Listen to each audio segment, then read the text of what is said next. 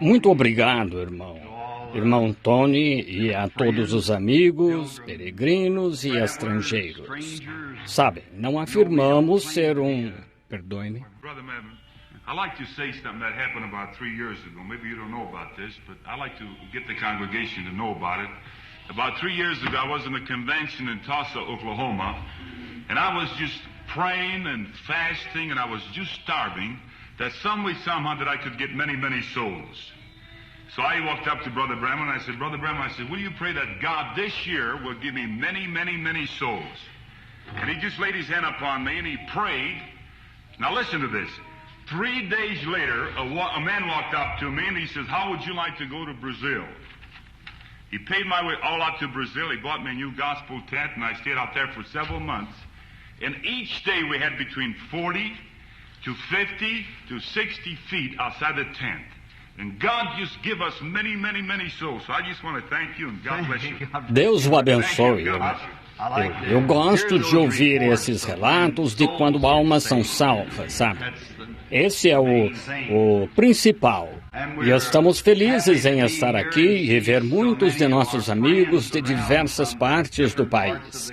E pelo que entendi, agora este irmão aqui chegando à cidade esta manhã, que seu equipamento já foi descarregado aqui para um grande reavivamento. Rogo, irmão, que ele lhe dê um grande reavivamento e muitas almas aqui na cidade. E estou feliz esta manhã em ver muitos dos meus amigos ministros. O irmão Outlaw, ali de Phoenix, eu ouvi quando me levantei, e eu estou muito feliz em vê-lo aqui, irmão Outlaw.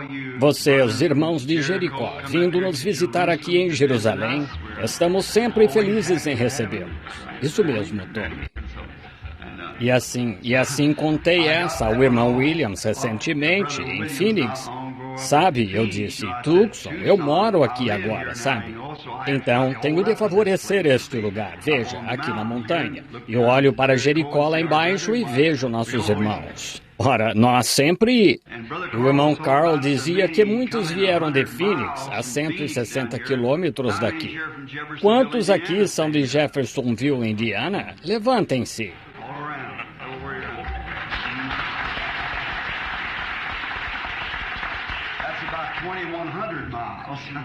Por todo lado aqui. São uns 3.300 quilômetros. Oh, Carl. Estou tão feliz em estar aqui e desfrutar deste maravilhoso brilho interior do Filho. Vejam, falamos que esta é a cidade do sol. Isso é por fora, mas, este Filho interior, que coisa, é disso que gosto. Desfrutei destas bênçãos esta semana e estive no reavivamento do irmão Bethany aqui na primeira Assembleia de Deus. E gosto deste valente soldado da cruz. Uma ótima pregação. Significou muito para mim esta semana. Eu disse, o irmão Bethany e eu temos muito em comum, especialmente como repartimos o cabelo, irmão Bethany. E é assim, então, que podemos sempre reconhecer um ao outro, seja onde estivermos. Assim, somos gratos por esta oportunidade de estar aqui com o irmão Tony. Não sei pronunciar esse nome, então só o chamo de irmão Tony. Desculpe-me. Chamavam Pedro de Pedro e Paulo de Paulo, e assim, este é Tony.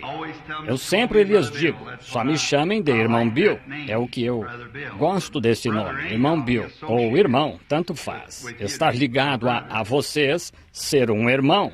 Gostei desse café da manhã. O único problema foi não ter melado o suficiente. O meu acabou e emprestei do meu filho e acabei com o dele e emprestei do irmão. Ele tinha um prato extra e ainda assim não foi melado o suficiente.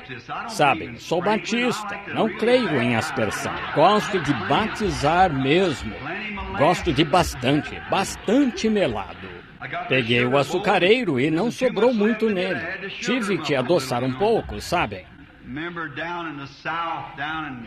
Lembro-me lá no sul, creio que foi no Alabama. Eu estava com o povo batista missionário. Eu estava lá fazendo um reavivamento e estava numa varandinha com tela do lado de fora. E havia uma velha irmã de cor. Ela disse: "Sabe, preguei duro aquela noite e mal consegui me levantar na manhã seguinte." E ela me ligou e lembro-me que fiquei acordado o suficiente para ouvi-la dizer: "Ei, pastor," ela disse, "precioso, venha. Já preparei suas panquecas 4 vezes esta manhã." Ela preparou aquelas panquecas 4 vezes. Eu gosto delas. Só uma historinha, eu sei. Estamos aqui em companheirismo, vocês sabem. O velho irmão Bosworth. Quantos conheceram o Dr. Bosworth? Ele era um grande, antigo amigo meu. Ele me disse certa vez, "Irmão Branham, sabe o que é companheirismo?" E eu disse, eu acho que sim, doutor." Ele disse, "São 2 companheiros em um barco. Sabem, é aqui onde eles..." E então é assim. Isso é comunhão chegada. Chegada, não fechada. Comunhão chegada uns com os outros. Lembro-me de um dia, pensando em panquecas, nós as chamamos de flapjacks no sul, irmão Bethany. Assim eu estava numa pescaria no norte de New Hampshire, é o lar daquelas trutas da garganta cortada e trutas das fontes. E eu estava com uma pequena barraca nas costas. Eu tinha andado por volta de 1 dia e meio, até onde todos os molengas não conseguiam chegar. Então eu estava lá pescando truta. Oh, como estava me divertindo. E uma barraquinha tipo canadense. E no dia anterior, num laguinho, havia trutas bem grandes lá. E eu as estava pegando bem rápido. E pegava uma, se a matava, então eu a levava e comia. Mas geralmente a soltava, se não ficasse muito machucada. E eu sempre enroscava minha isca artificial numa moita de salgueiros de alce atrás de mim. E pensei, amanhã cedo vou pegar meu machado e descer lá e cortar aquele salgueiro de alce, pois enroscava minha isca artificial naquele salgueiro de alce. Então levantei cedo e pensei, bem que eu poderia pegar uma truta ou 2 para o café da manhã. E eu estava sozinho e peguei meu velho machado e desci e cortei o pequeno salgueiro de alce, peguei alguns peixes e estava voltando e ouvi um barulho. Era uma ursa. Aquele lugar estava cheio deles lá. Era uma ursa negra. Ela tinha 2 filhotes. E entrou em minha barraca. Eles a derrubaram. Não sobrou nada. Só não é o que eles comem, é o que destroem. Se ouvem qualquer coisa chacoalhar, eles pulam nela, você sabe. E meu velho fogão de acampamento foi destruído e, bem, nada a fazer a não ser voltar. E quando a mãe ursa me viu chegando, ela correu e chamou seus filhotes, e um deles veio, o outro não. Bem, perguntei-me por que ele não foi. Bem, eu tinha uma velha pistola enferrujada lá na tenda, mas o urso estava em cima da pistola. Assim, eu não ia mesmo querer atirar na ursa e deixar 2 órfãos na mata. Assim, e com certeza, se topar com uma mãe ursa, com alguns filhotes, ela vai arranhar você, sabe? Ela fica meio brava quando acha que você vai incomodar aqueles filhotes. Assim, este ursinho estava sentado e era só um filhote. Parecia pesar uns 7 ou 9 quilos. Era no início da primavera. Fazia pouco que tinham saído da hibernação. E o ursinho estava de costas para mim, todo encurvado assim. Bem, pensei, em que esse ursinho está tão interessado? E a mãe ursa e o outro filhotinho estavam lá fora, e ela ficou chamando, e ele não lhe dava a mínima atenção. Pensei, o que há com esse ursinho? Fiquei de olho numa árvore para onde poderia correr se ela viesse atrás de mim. Então pensei, preciso ver o que fascinou tanto aquele ursinho. Normalmente eles fogem. Então continuei rodeando, observando-a até ficar de lado e vocês ficariam surpresos com o que estava acontecendo. Aquele ursinho pegou meu balde de melado e um baldinho de 2 litros cheio de melado e destampou-o. Afinal, eles adoram doce, vocês sabem. Ele não sabia como bebê-lo, então ele enfiava a patinha no melado e lambia assim, sabem, quando atirava. E ele não conseguia. Eu gritei com ele e disse, saia daí. Ele se virou, ele não conseguia abrir os olhos com melado neles, sabem, olhando, sabem. E ele enxugou aquele balde o quanto pôde. Eu fiquei lá e ri. e a qualquer momento, então, não ter uma câmera, sabem, para tirar essa foto. E lá estava ele. E então, ao terminar de lamber bem, sabem, o balde, ele foi até a mãe e o irmãozinho e eles o lamberam. Assim pensei, é como uma boa reunião pentecostal, quando enfiamos as mãos no pote de mel até os cotovelos. E então saímos, contamos a outros, deixamos que nos lambam um pouco, sabem? Uma boa reunião de lamber, sabem? Foi o que achei que aquele ursinho estava tendo. Agora, não havia condenação para ele, enquanto lambia melado, sabe? Então, é como nos sentimos numa boa reunião à antiga. Não há formalidades, não há nada, a não ser sentar e lamber. Só isso.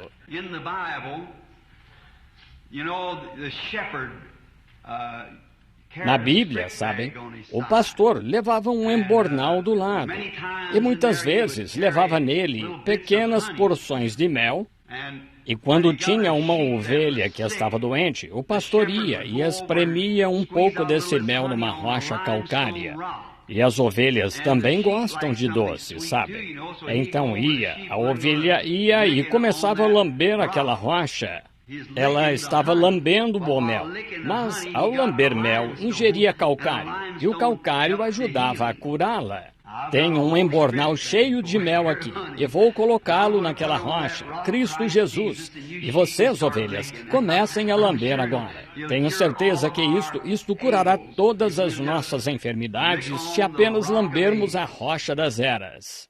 E Ele sim cuidará do resto. Ele é o nosso curador de desconfortos físicos e espirituais. Ele é o lírio do vale. E no lírio encontramos ópio, e o ópio resolve todos os assuntos. Deixa o atordoado, e é como o Espírito Santo vem. Ele o deixa despreocupado quando você não se importa com quem está por perto ou nada disso. Você tem de soltar o vapor, então. É isso. Lembro-me de uma menina que certa vez ficou cheia do Espírito Santo. Por sinal, era metodista e estava dando um testemunho. E nunca me esquecerei da forma tosca de falar. Nada pior do que como eu diria. E ela disse, bem, quero louvar ao Senhor por este Espírito Santo. Ela disse, se fosse melhor, eu explodiria. Gosto desta convenção e reuniões dos homens de negócios do Evangelho Pleno. E sabem, fui ordenado anos atrás, uns 35 anos atrás, na Igreja Batista Missionária. E lá procurei por anos ser um ministro leal ao Evangelho e a tudo que eu sabia ser certo. E então, depois que a grande visão veio, e nunca tinha ouvido falar em algo como Pentecostes. Ouvi dizer que havia um bando de santos roladores no centro da cidade, babando no chão e tudo mais. Bem, não dei atenção a isso, mas quando Deus me chamou, eu fui entre eles e só tenho... Parecia que aquilo era o que estava em meu coração, ansiando por algo. Foi como colocar luva numa mão fria. Foi certinho. E tenho desfrutado muito disso. Quando vim entre os irmãos, vi que entre eles era como nós, batistas. Estavam divididos em tantas organizações distintas. Que coisa, eram de todos os tipos. E alguns deles andavam num camelo de uma corcunda, e alguns de 2 corcundas, e alguns de 3 corcundas, e alguns sem nenhuma corcunda. Mas sabem, pensei, não me unirei a nenhum grupo em particular, pois estaria identificado somente com aquele grupo. Assim, só ficarei entre eles e direi, somos irmãos. Creio que foi Jacó que cavou um poço, e os filisteus o expulsaram dele. Pelo que me lembro, ele o chamou de malícia, ou algo assim. Então, ele cavou outro, e disse que os filisteus o expulsaram dele, e então chamou-o de contenda. Ele cavou outro, disse, há lugar para todos nós. E é nisso que creio, há lugar para todos nós. E agora a única coisa a qual me uni desde que entrei no movimento do Evangelho Pleno, sou um de vocês. E acho que é o mais próximo do céu que há. Se houver algo mais próximo, tentarei achar. Mas foi isto que achei, e gosto disto. Ficarei com isto até algo melhor vir. E estou esperando algo melhor vir. Como Pedro disse, no dia de Pentecostes, disse, isto é aquilo. E se isto não for aquilo, então ficarei com isto até aquilo vir. Assim, então, ficarei com isso, pois é muito bom. E então vi que estes homens cristãos de negócios, homens de negócios do Evangelho pleno, estavam mais ou menos do mesmo jeito, na brecha, entre as grandes e finas organizações das igrejas, tentando fazer uma ponte de algo, que era ter companheirismo, contendendo, não tentando separar nenhuma de suas organizações, ou fazer todas entrarem em uma, mas apenas trazer companheirismo. E foi por isso que me uni, e esta é a única organização a que pertenço, estes homens de negócios do Evangelho pleno. Pois estão tentando fazer o que penso seria um grande serviço a Deus e à sua igreja, trazer um sentimento entre nós de que não estamos separados, somos irmãos e todos recebemos o mesmo Espírito Santo. Agora Deus lhe dá o Espírito Santo, Ele dá ao outro o Espírito Santo, como o bando de Branhams. Tenho 9 irmãos, e há alguns gordos e baixos, altos e magros, e eu sou o Senhor intermediário. Assim, eles diferentes, alguns de cabelo loiro, e alguns de cabelo preto, e alguns sem nenhum cabelo. E assim, eu ainda sou o Senhor intermediário. Assim, mas nisso, nós somos irmãos. Nós saíamos no quintal e lutávamos uns com os outros, mas quando chegávamos no jardim da frente e alguém pulava num Branham, a coisa ficava feia. E acho que é assim que todos deveríamos nos sentir. Vejam, às vezes Deus faz coisas que podem não parecer certas aos nossos olhos, mas ainda assim, se é Deus fazendo, digamos amém a isso. Deus o faz, mesmo assim, vejam. E estamos esperando um tempo em que estive no culto do irmão Bethany, domingo passado à noite, pregando sobre a marca da besta, e o homem fez um comentário notável lá, que deixou minha alma emocionada. Ele disse que mais adiante na estrada há algo maior esperando, algo dessa ordem lá, algo que Deus está se preparando para fazer. Eu também creio nisso, para encerrar esta coisa e enviar a igreja para a glória. Quão maravilhoso!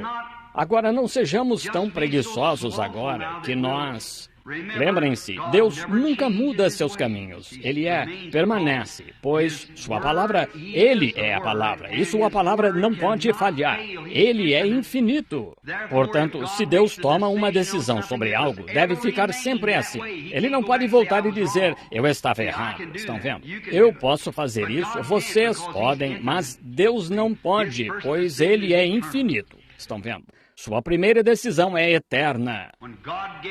Quando Deus deu ao homem a melhor fortificação que ele podia ter para retê-lo, para encerrá-lo, Deus deu ao homem a sua palavra no jardim do Éden, a sua palavra. E Eva fez essa temerária, final, grande, uma das coisas mais temerárias que ela já fez, ou jamais poderia ter feito, que foi arrazoar contra a palavra de Deus. Nós não arrazoamos, só cremos nela. Agora, Deus nunca atribuiu mais nada, a não ser crer em sua palavra. Isso mesmo, sua palavra, devemos ficar atrás dela.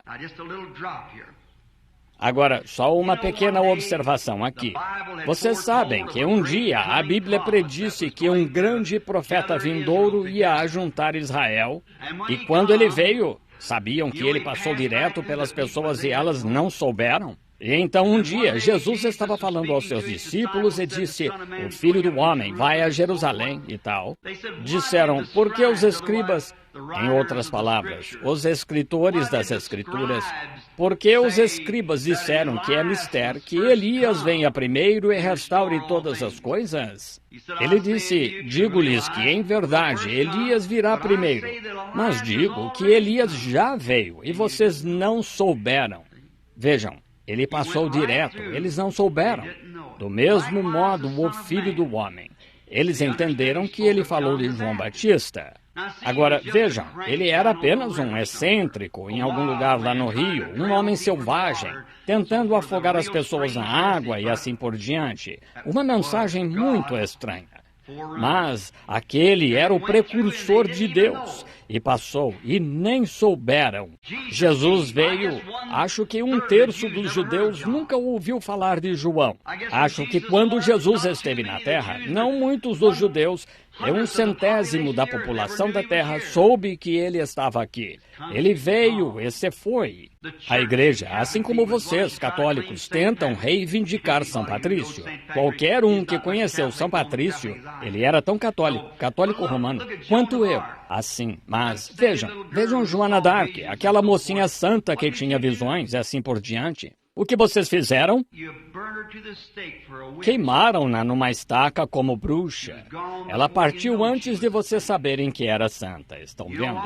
Sabem, não seria horrível? E Jesus disse, como aconteceu nos dias de Noé, assim será na vinda do Filho do Homem, na qual 8 almas se salvaram pela água. E se o arrebatamento viesse hoje, e ele levasse 2 de Tucson e 1 de Phoenix, e ao redor do mundo, como será o arrebatamento universal? E os que ressuscitarem dos mortos irão ao encontro dele nos ares, e não serão notados, uma coisa misteriosa. E então, um dia destes, o juízo cairá sobre a terra. Você dirá, bem, não era para haver um arrebatamento primeiro? Já veio, e você não soube. Pense em quantas pessoas desaparecem no mundo hoje e nem se sabe. Nada se sabe a respeito. Desaparecerão 500 pessoas no mundo hoje e você não saberá nada a respeito. Estamos vivendo num tempo terrível. Preparemos nossas lâmpadas. Não digo que será assim. Estou dizendo, e se fosse? Então o juízo cai e o arrebatamento passou. Estão vendo? Ele já veio e vocês não souberam. Assim, quando nos reunimos nestes encontros, reunamos-nos com um propósito, que é servir a Deus. Coloquemos nossa vida a serviço. De que nos serve imitar algo? Por que aceitarmos um substituto quando os céus todos estão cheios de genuíno poder pentecostal e bênçãos? Por que deveríamos aceitar um substituto? Você não esgotará as bênçãos de Deus.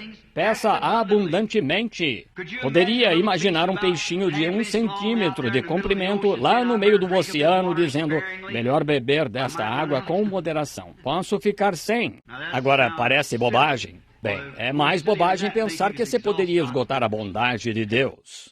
Eu estava olhando há pouco e foi uma honra ver aquele idoso, o pai, e a mãe de Carl Williams, que eu saiba, a primeira vez que tive o privilégio de vê-los ficarem de pé. E pensem, com uns 80 anos, algo assim, e como Deus tem guardado esse casal idoso. Ele poderia passar por irmão de Carl, não como pai. E Tony disse que sua mãe saiu do carro lá e bateu a porta e foi para o outro lado como um soldadinho. Ora. Estão vendo? Quão bom Deus tem sido para nós. Agora, se você não é membro destes homens de negócios do Evangelho pleno, vocês, homens, como batista, eu falo a vocês, batistas. Como metodista, sou metodista. E certa vez estava pregando no Arkansas e foi um velho de muletas e ele foi curado. Ele vendia lápis na rua e ele estava de pé aquela noite e estava alvoroçando a reunião inteira. Eram mais ou menos, acho que 5 ou 6 mil pessoas reunidas lá no Auditório Memorial Robinson e ele em Little Rock. E ele disse, louvado seja Deus por me curar. Quase não se podia pregar. E de repente ele se levantou e disse, ei, irmão Branham, quero lhe dizer algo. Agora, ele estava tendo um jubileu gastronômico só para si. Assim, ele estava desfrutando. Ele tinha sido curado e isso significava tudo para ele. E assim ele disse, sabe, aconteceu de ele ser nazareno. E disse, sabe, eu ouvi falar e estava certo de que era nazareno. Ele disse, eu também. Ele disse, então, ouvi alguém dizer que o senhor era batista. Ele disse, e a maioria do seu povo aqui é pentecostal. Não entendo. Eu disse, é muito fácil. Disse, sou batista nazareno pentecostal. É isso mesmo. Somos cristãos, nascidos de seu Espírito, lavados em seu sangue, esperando pela vinda de nosso Senhor. O Senhor os abençoe. Se você é homem de negócios, ou o que seja, deixe-me dizer-lhe algo. Venha, tenha companheirismo. Não só tenha companheirismo com um grupo de homens dos quais pode apertar as mãos, mas receba o que eles têm, o Espírito Santo. Isso traz o verdadeiro companheirismo. Sabe, não se pode manufaturar nada. Não se pede a você que manufature nada. Não se pede à igreja que produza ou manufature frutos. Você deve dar fruto. Está vendo? Você não poderia dizer a uma ovelha manufature lã. Basta que se torne ovelha e produzirá lã. Esse é o problema. Nós tentamos manufaturar algo. Não manufature. Seja, apenas acerte o interior. Poderia imaginar um pássaro preto sentado ali em cima e colocando penas de pavão nas asas e dizendo, estão vendo que sou pavão? Ele está tentando inserir algo que não cresceu de dentro para fora. E estamos vendo muito disso entre nossos grupos pentecostais. Sejamos pentecostais verdadeiros e genuínos, nascidos de novo. Direi agora, é a única coisa que já achei deste lado do céu que me dá a segurança de que meus pecados se foram e que nasci do Espírito de Deus. Então você tem algo, uma âncora em você que segura. Bem, não pretendia tomar tanto tempo de você, sei que tem de ir. Eu sou um desses sujeitos de corda longa. Levo cerca de 1 hora para começar e então prego por umas 2 horas. Então levo umas 3 horas para encerrar. E assim, eu não vou ser tão radical esta manhã. Assim, agradecemos sua vinda. E estou morando aqui em Tucson agora, aqui na boa e velha Jerusalém. E querendo o Senhor, irmão Tony, estarei aqui 1 ou 2 vezes para ajudar e participar de todos os reavivamentos de vocês. Digo a vocês, irmãos ministros, que não vim aqui para construir nenhuma igreja. Venho aqui para ajudar o que já está construído, para somar meus esforços a tudo que eu puder para ajudá-los, irmãos, a ganhar almas aqui em Tucson. Não para começar uma reunião em parte alguma, ou não, a não ser que seja uma reunião cooperativa ou algo que pudéssemos fazer juntos. Não vim para fundar nenhuma igreja. Não, Senhor. Temos o suficiente delas. O que precisamos fazer é enchê-las de cristãos que nasceram de novo. Sim, Senhor. Assim, estou aqui para pôr mãos à obra e ajudar de todo jeito que puder, e em todo lugar que puder, e em toda porta que estiver aberta, para dar o testemunho da graça salvadora de nosso Senhor Jesus Cristo, e o enchimento do seu Espírito, que me guardou por todos estes anos. Agora, muitas vezes... Vi Tony faz pouco, ele disse, tenho de anotar, irmão Branham, o que quero dizer. Eu também. Sabe, quando envelhece, você já não se lembra como se lembrava. Alguém disse, outro dia, irmão Branham, quantos anos o irmão tem? Oh, eu disse, passei dos 25. Quanto? Eu disse, passei pela 2ª vez. Então... não sou mais criança. É por isso que repartimos o cabelo no meio, irmão. Isso mesmo, isso mesmo. Bem, todos amam ao Senhor? Oh, maravilhoso! Agora deixemos todo o embaraço e todo o pequeno cuidado agora.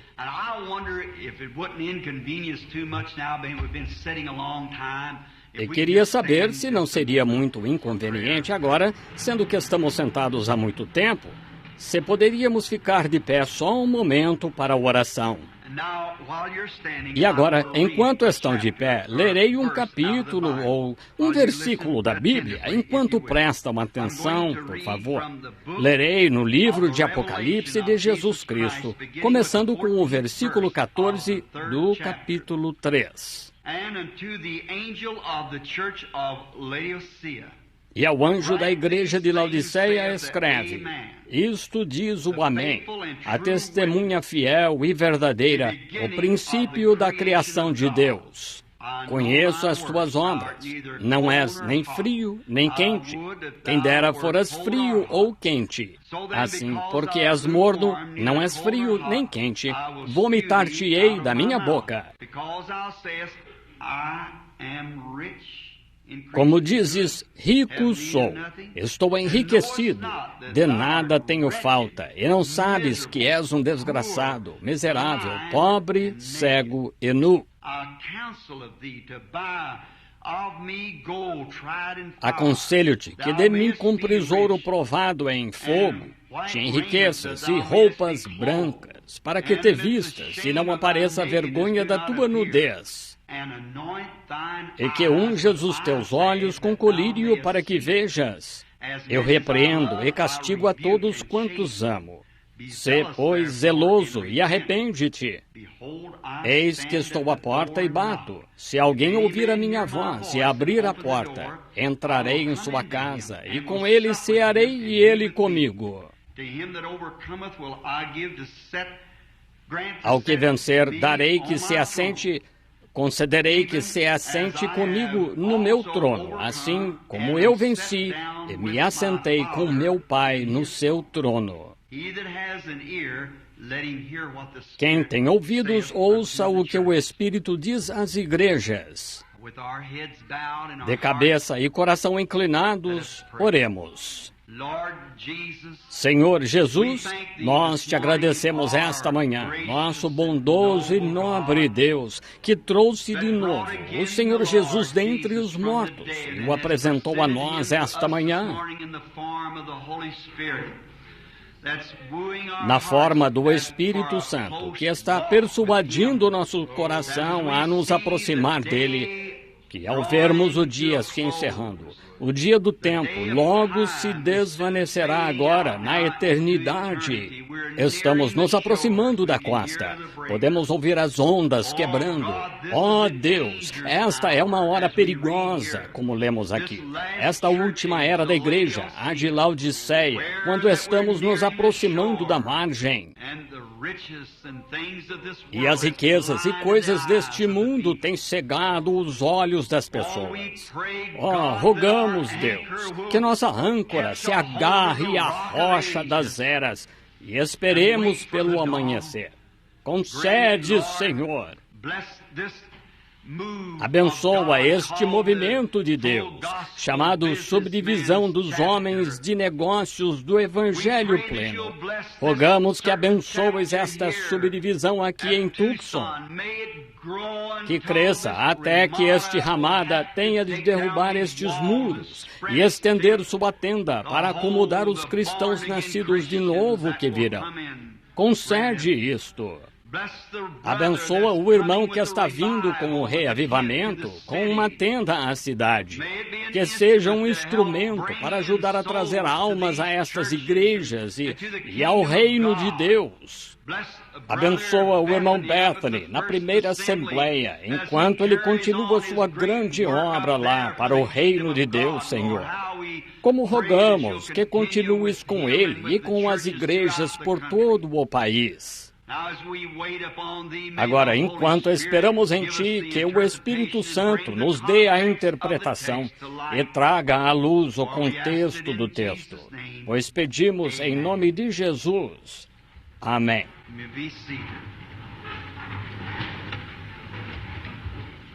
Podem sentar-se. Já pararam para pensar só por um momento que esta poderia ser a última vez que nos reunimos? Sabem que alguns de nós talvez já não estejam aqui se voltarmos no próximo dia de reunião? Não sabemos o que acontecerá. E então, esta pode ser a última vez que nos sentamos num grupo como este, em companheirismo, e comemos juntos nesta terra. Mas lembrem-se, está chegando o tempo em que nos reuniremos de novo não num café da manhã, mas numa ceia, onde o grande banquete de Deus E as bodas do Cordeiro e as grandes cadeiras estão estendidas de céu a céu. E os redimidos de todas as eras, sentados à mesa em frente uns dos outros. Será um tempo glorioso. Estou esperando por isso. Agora, quero pegar um texto esta manhã para falar com você só por uns minutos agora. Não vou segurá-los mais do que possa. Quero conversar. Tenho umas escrituras e notas escritas aqui, das quais queria falar por uns minutos sobre o tema Uma Porta em uma Porta.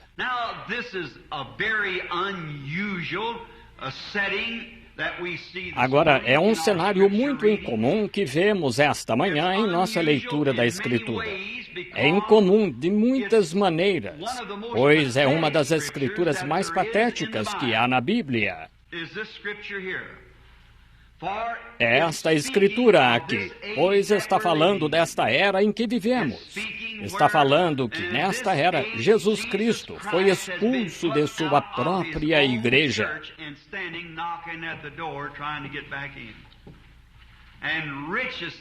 E está batendo a porta, tentando voltar a entrar. E as riquezas e prazeres do mundo o afastaram da igreja até a igreja ficar morna. É um quadro muito patético dentre todas as outras igrejas nas eras da igreja. Acabei de apresentá-las na minha igreja. E retornando agora, começando o dia 17 para estudar os 7 selos. E agora vemos nisto que todas as outras igrejas nas eras da igreja aceitaram. Mas na última era da igreja, a de Laodiceia, Cristo foi tirado do povo e o expulsaram da igreja. E ele estava tentando voltar depois de ser tirado, batendo a porta. Ficam cegos. É muito incomum, mas sabem, às vezes é em coisas incomuns que Deus aparece.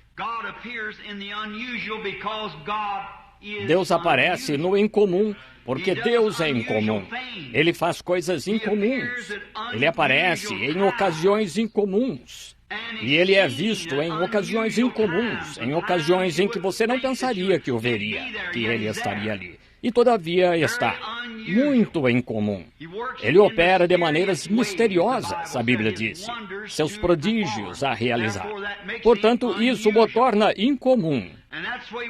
E é assim, entramos numa tendência usual das coisas e perdemos Deus. É o incomum que traz Deus muitas vezes, as coisas incomuns.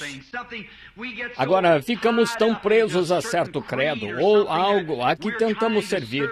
E então, se tudo não vem conforme achamos que deveria, nós o neutralizamos. Isto é, não é de Deus. Cometemos um grande erro. Deus se mostra e então se oculta no mesmo em que ele se mostra. Estão vendo? Ele se mostra em algo, então se retira e se esconde. Como a semente, ele se mostra numa linda flor, então a deixa apodrecer. Mas ele está se ocultando para surgir de novo. E Deus faz assim. Ele é muito incomum. Tempos incomuns, maneiras incomuns e às vezes pequenas coisas. Nós falhamos em encontrar Deus muitas vezes por acharmos que é muito pequeno. Estava pensando nisso faz alguns minutos ao falarmos da pequenez da subdivisão, ou de quão pequena era a audiência que tínhamos. Agora, já tive o privilégio de falar a grandes multidões. Bombaim, Índia, tive 500 mil numa reunião. África do Sul, talvez 250 mil numa reunião. Mas onde achei o mais doce e abençoado de todos foi ao termos pequenas reuniões de oração em casas. Deus está no lugar incomum e nas coisas incomuns. Faz-me lembrar de meus ótimos amigos do Canadá, como este canadense aqui estava falando há uns tempos atrás, o rei Jorge, que tinha esclerose múltipla, por quem, como sabem, tive o privilégio de orar.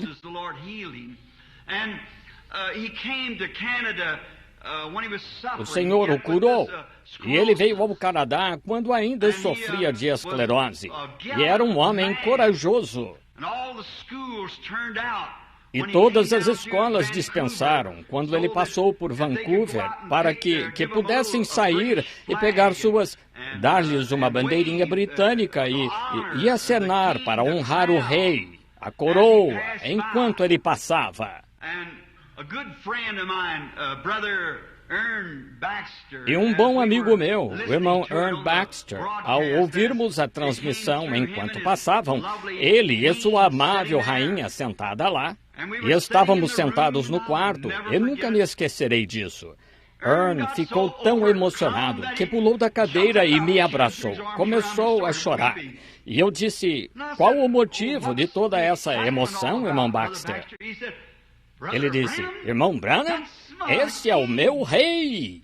Pensei, se saber que seu rei estava passando, pôde fazer um canadense se sentir assim, o que isto deveria fazer a uma igreja nascida de novo quando Jesus começa a passar?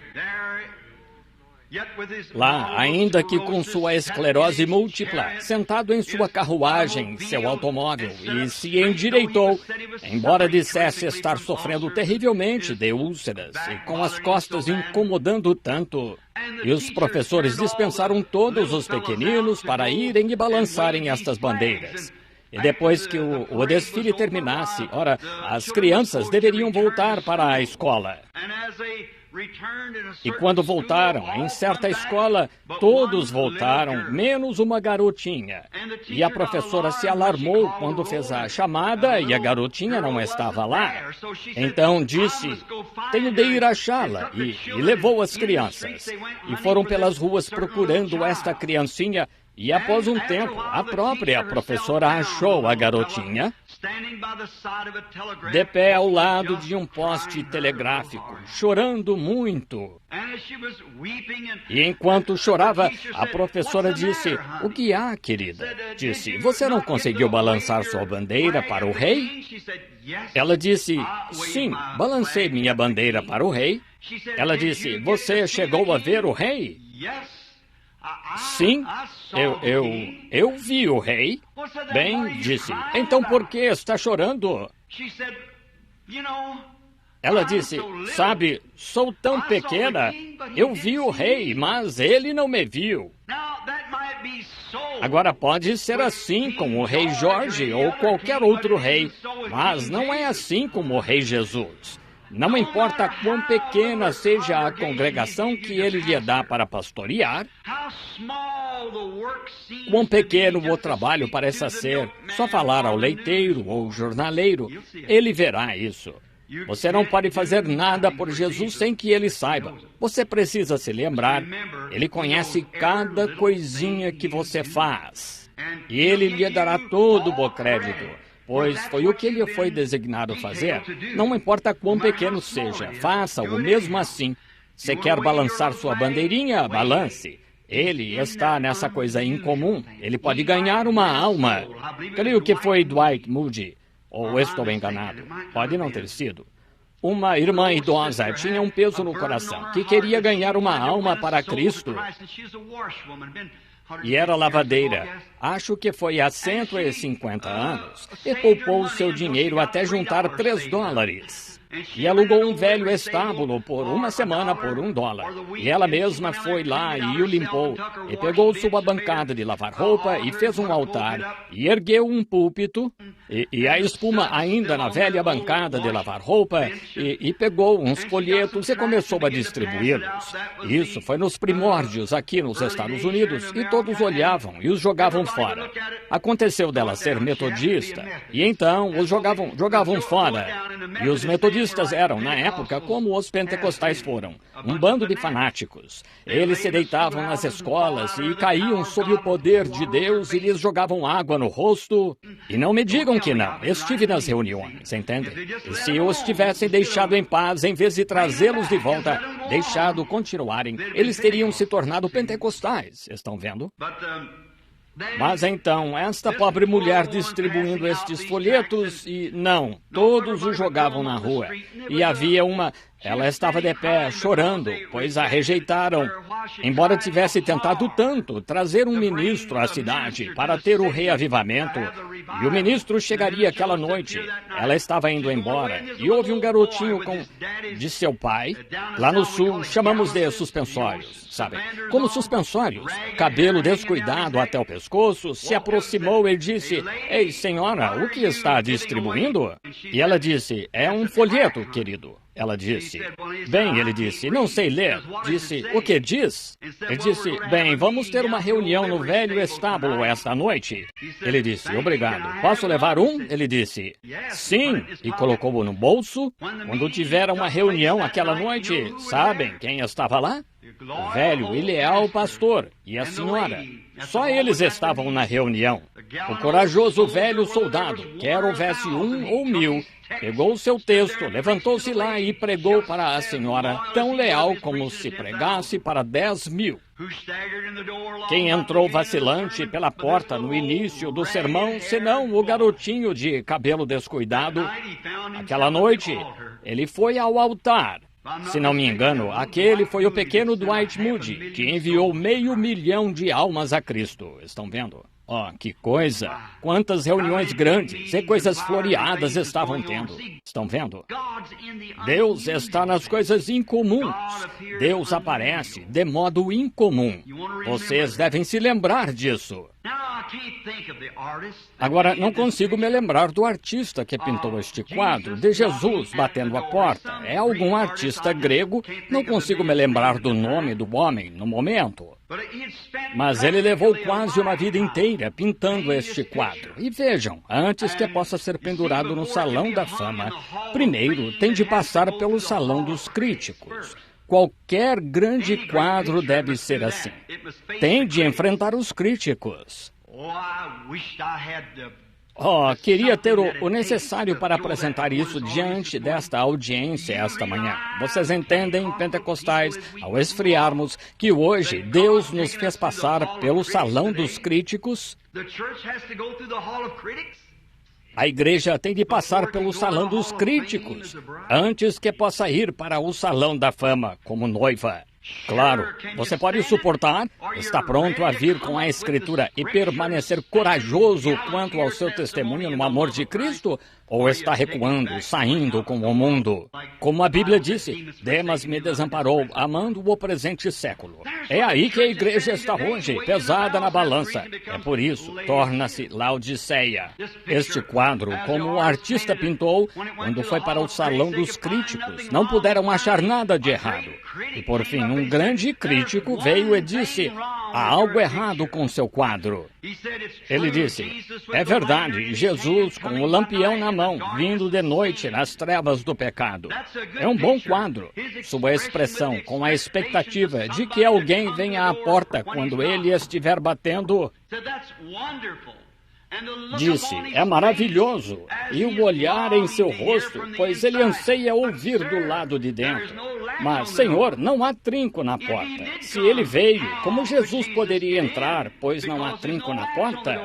Oh, disse o artista, eu o pintei assim, pois o trinco está do lado de dentro. Jesus não pode entrar apenas pela vontade dele, tem de ser a sua vontade de deixá-lo entrar. Eis que estou à porta e bato. Se alguém ouvir a minha voz e entrar, deixar-me entrar, eu entrarei e com ele cearei e ele comigo. Esse é o quadro que vemos agora. Para que um homem bate a porta? O que faz um homem bater a porta? Ele está tentando ganhar acesso, está tentando entrar. Aí, talvez haja algo que queira falar com você. Ou talvez queira falar com você sobre algum negócio ou algo assim. Ou talvez queira lhe dar algo. Há algum motivo, ou ele não estaria batendo a porta. Estão vendo? A decência humana seria só abrir a porta e ver o que a pessoa quer. É a coisa humana a se fazer, abrir a porta, perguntar ao homem, Quem é? O que quer? Ele quer, talvez queira visitá-lo, só sentar-se e dizer, sou seu amigo. Gostaria de falar com você um pouquinho esta manhã. Então sente-se. Se ele for um amigo, converse com ele. Se é alguma pessoa que quer algo de você, vocês podem conversar a respeito. Está vendo? Muita gente importante tem batido as portas ao longo da vida. Agora, depois que você vai à porta, depende muito de quem está batendo. Você tem de saber quem está batendo a porta. Mas você deve, pelo menos, ir até a porta. É a única coisa decente a se fazer, é ver quem está ali à porta. Vá lá, se alguém está batendo, diga, quem é? Abra a porta. Quem é? O que deseja? Muitos. Pode ser alguém importante. E se for alguém importante, seria uma grande honra para você se abrisse a porta a alguém que fosse importante. O que acha que teria acontecido anos atrás, quando Adolf Hitler era o Führer da Alemanha? O que acha de alguém humilde vivendo lá no beco ou rua abaixo em algum lugar? Se ouvisse uma batida à porta certa manhã, sabe, e fosse até a porta e este humilde soldado da infantaria alemão lá de pé, e lá estivesse Adolf Hitler de pé junto à porta? Ora, ele foi o homem mais importante da Alemanha em certa época, está vendo? Claro. Ora, ele era um grande homem. Sabe o que aquele humilde soldado de infantaria faria? Ele quase desmaiaria. Ele ficaria em sentido, faria sua saudação alemã e diria, grande Führer da Alemanha, entre em meu humilde lar. Qualquer coisa aqui que deseje, qualquer coisa que seu servo possa fazer, basta dizer-me. Farei de bom grado. Oh, que honra! Sabe de uma coisa?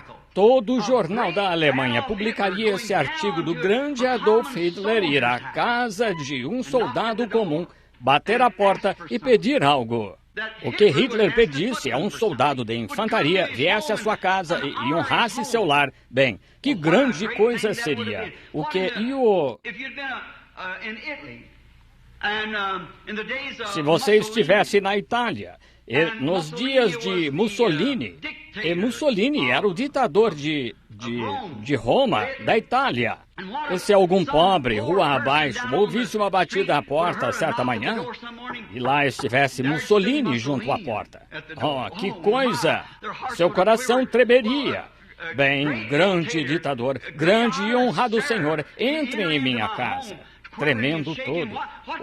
O que eu poderia fazer? Há algo aqui que o Senhor queira? Há algo que seu servo poderia fazer pelo Senhor? Seria uma grande honra para qualquer romano receber Mussolini em casa. Ou se a rainha da Inglaterra viesse aqui a Tucson hoje e descesse aqui num aeroporto e viesse a uma de nossas casas aqui, uma de nossas... Somos apenas gente comum. E se a rainha da Inglaterra viesse da Inglaterra, do outro lado do mar, descesse aqui no aeroporto, no aeroporto e fosse trazida de táxi, e viesse e batesse a sua porta, e você, uma senhora honrada ou cavalheiro, viesse até a porta e dissesse, como vai? E lá estivesse ela, como uma mulher comum, e você dissesse, como vai? Quem é a senhora? Sou a rainha da Inglaterra. E se identificasse. Oh, que coisa! Que honra! Que respeito! Todo o jornal de Tucson e dos Estados Unidos sairia no noticiário nacional que a grande rainha da Inglaterra veio a Tucson, Arizona, e visitou você, um pobre. A dignidade que isso acrescentaria à rainha ao se humilhar para vir à minha porta ou à sua. Bem, sabe o que ela diria? Mesmo ela não sendo, você não está sob o domínio dela, ainda assim, ela é uma pessoa importante. Ela é a maior rainha do mundo. Quando se trata de nacionalidade, ela é a maior rainha nacional do mundo. Ora, você diria, honorável rainha, entre em minha casa. Se há algo aqui que queira levar, qualquer coisa que queira fazer, fique à vontade. Ora, claro, e todos os jornais noticiariam. Ou mesmo esta manhã, se nosso presidente, Kennedy, viesse à sua porta. Você pode discordar dele em política, mas ainda assim o deixaria entrar. Por quê? Não porque seja apenas um homem, mas porque é quem ele é. Ele é o presidente dos nossos Estados Unidos. Todavia, poderíamos discordar dele. Eu discordaria em política, mas ainda assim, você ficaria honrado em ter o presidente Kennedy chegando à sua porta. E se ele fizesse uma viagem especial para vir à sua porta? Ora, estaria no noticiário em todo lugar. O humilde Sr. Kennedy, presidente dos Estados Unidos, voou para Tucson, Arizona, para ir à porta de um João Ninguém. Que grande honra seria para ele e que honra para você.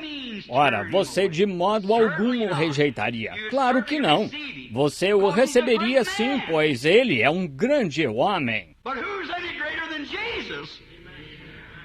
Mas quem é maior do que Jesus? E ele é rejeitado por mais portas do que todos os ditadores e reis e potentados do mundo. Sim, estou à porta e bato. E se alguém ouvir a minha voz e abrir a porta, entrarei e cearei com ele. Oh, estas batidinhas que recebemos à porta. Muitas vezes Jesus bate à porta do nosso coração. É aí que a igreja está hoje. Essas batidinhas. Você sem dúvida as sente agora mesmo. Que é isso? É Jesus tentando entrar, ganhar acesso à porta do seu coração. Ele quer conversar um pouco com você. E se você honraria o presidente, que me diz de Jesus? Se você de modo algum rejeitaria o presidente, como então poderia rejeitar Jesus? O presidente é apenas um homem. Ele tem de morrer. Mas Jesus é o seu Deus, é o seu juiz. Não só isso, mas o mesmo que é o seu juiz é agora o seu salvador. Agora, o presidente pode querer convocá-lo para o exército. Ele pode convocar você para fazer algo que seria horrível de se fazer. Ele pode convocar você ou pegar algo de você, pegar seus filhos ou algo, para serem seus servos ou algo assim. Ele pode fazer assim.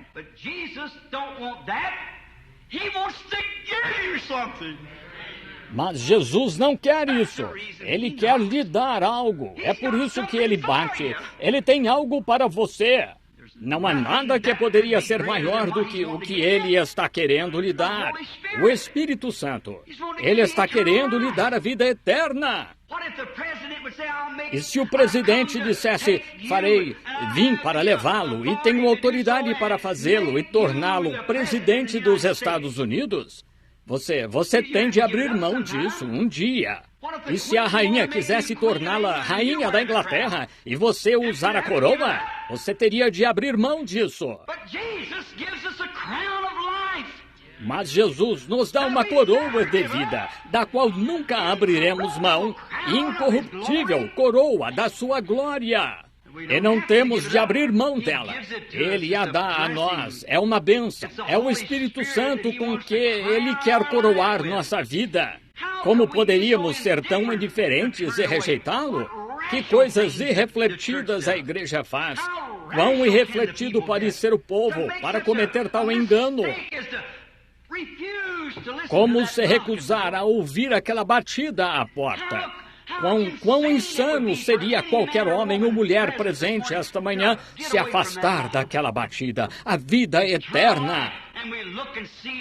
E olhamos e vemos as nuvens do juízo se formando. Ao ouvir a ciência dizer, faltam 3 minutos para a meia-noite. E quase 2 desses minutos já passaram. Isso foi há vários anos. E vemos a igreja dispersa. Vemos tudo acontecendo como está, e denominação começa a vir, denominação, o esfriamento, e os dias de reavivamento parecem ter passado. Melhor encararmos a verdade. Temos muito barulho, claro, martelamos o piano, damos pulos, as mulheres cortam o cabelo e de olhos pintados de azul, e agem com indecência, e os homens deixando que o façam. Isso é contrário à Escritura. Uma cena tão repugnante, o que vemos em nossas ruas hoje. Levei meus filhos ontem. Meus filhinhos queriam ir ver o desfile do rodeio passar. Meu pai era montador e eu cavalgo um pouco. E está neles gostar de cavalos. E queriam ver os cavalos. E quando parei na rua, fiquei enjoado no íntimo e voltei. Ao ver como as pessoas estão hoje tentando viver no passado, tentando viver algo que já passou. Estamos num mundo em mudança. Está mudando constantemente em minha região. Sou de Kentucky, sabem, de nascença. Quase todos os meus parentes moram lá. E tenho Renfrew Valley. Tentam imitar caipiras e usar lamparinas de querosene e cozinhar em fogão a lenha e usar roupas como os primeiros colonizadores. Eles estão no mundo em mudança, tentando viver Você está num tempo moderno, tentando voltar e viver algo diferente, que já passou. O que leva alguém a fazer isso? Porque é o que deve fazer. Mas então você tenta lhes trazer um evangelho que nunca muda, e não o querem. Querem algo moderno e atualizado.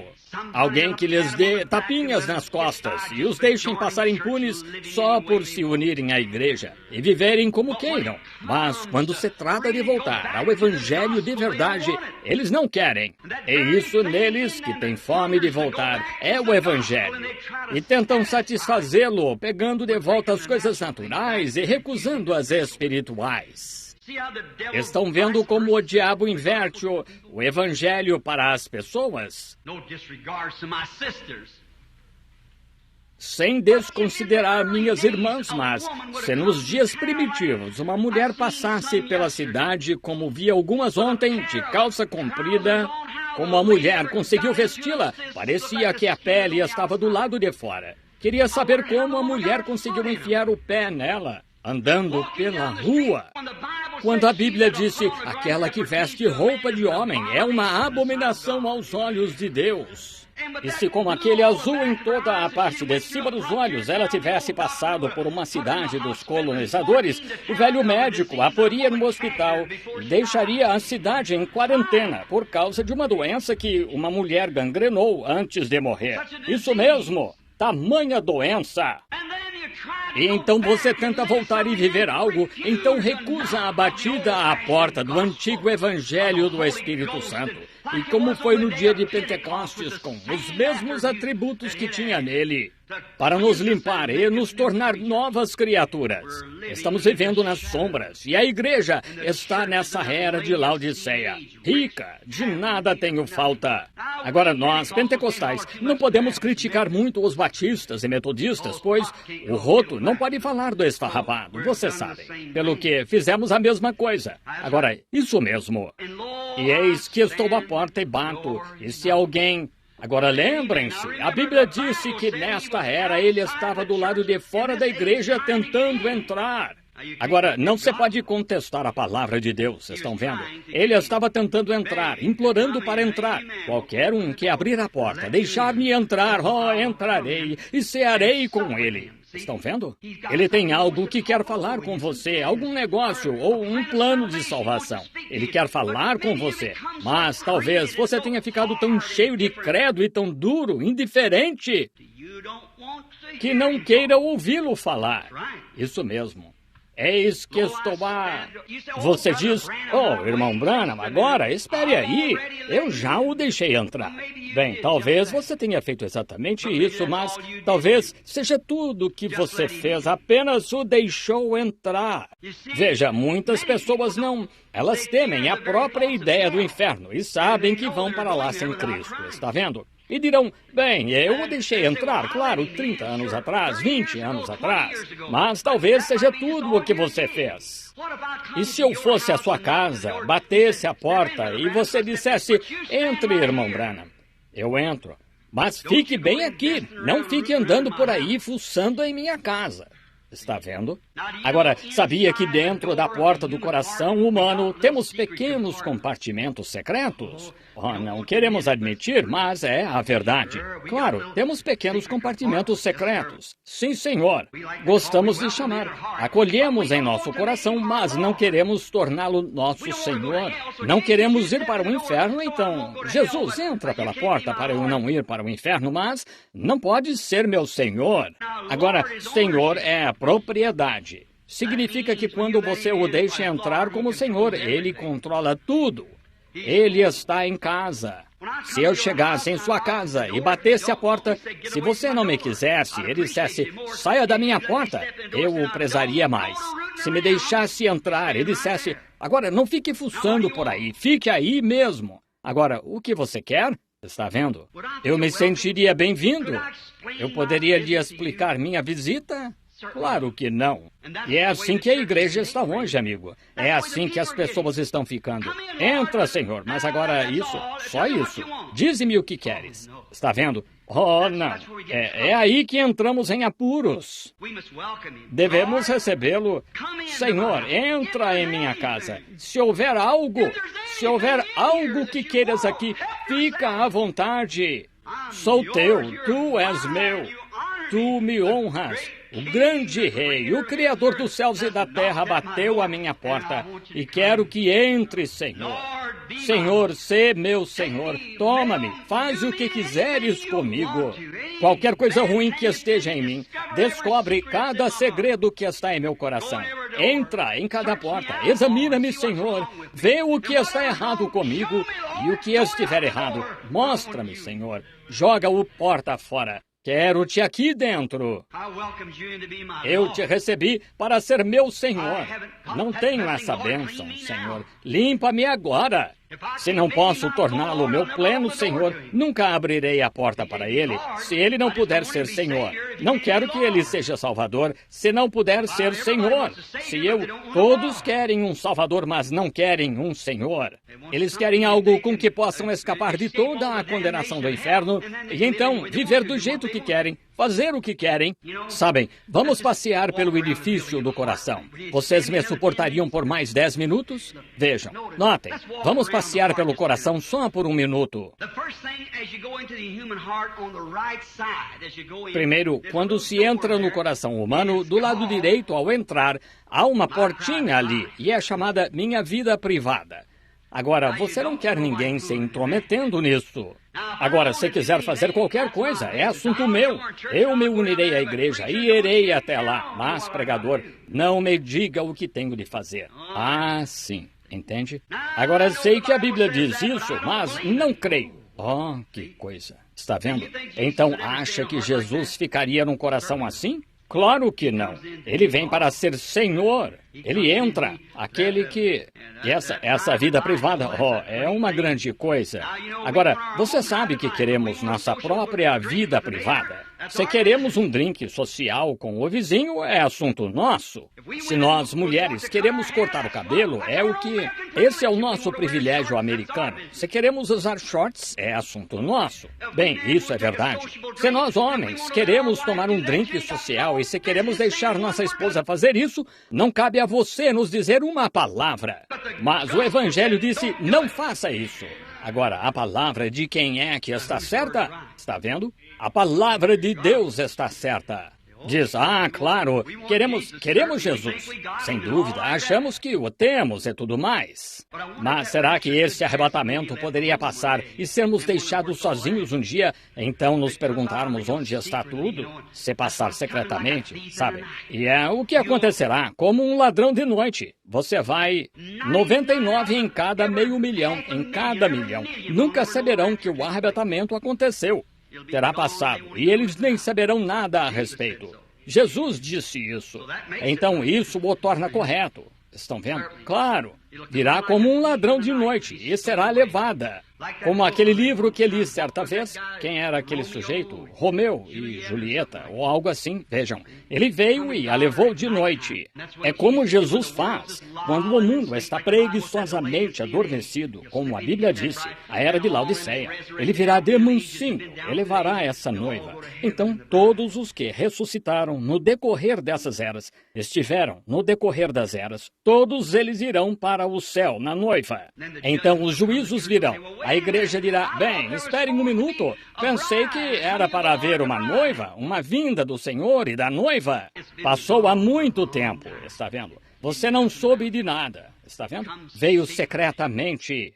Por quê? Nós dizemos, eu pertenço à igreja, sou metodista, sou batista, sou pentecostal. Isso não significa nada para Deus.